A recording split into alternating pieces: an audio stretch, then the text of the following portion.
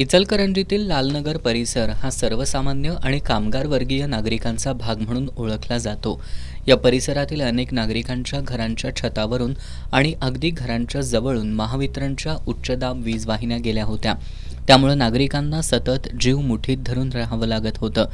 काही ठिकाणी short circuit, sparking तसंच किरकोळ अपघाताच्या घटनाही घडल्या होत्या. या पार्श्वभूमीवर नागरिकांकडून वारंवार सुरक्षित विद्युत व्यवस्थेची मागणी करण्यात येत होती. अखेर महापौर उदय धातुंडे यांनी महावितरण अधिकाऱ्यांकडे सातत्यानं पाठपुरावा करून या भागात बंच केबल टाकण्याचा प्रस्ताव मंजूर करून घेतला. आज या ठिकाणी बंच केबल विद्युत वाहिनी बसवण्याच्या कामाला प्रत्यक्ष सुरुवात झाल्यानं नागरिकांनी समाधान व्यक्त केलंय. अनेक वर्षांची समस्या निकाली निघाली असून महापौर उदय धातुंडे यांच्या पाठपुराव्यामुळं आणि प्रयत्नातून हे काम मार्गी लागल्यानं नागरिकांनी महापौरांचे आभार मानलेत.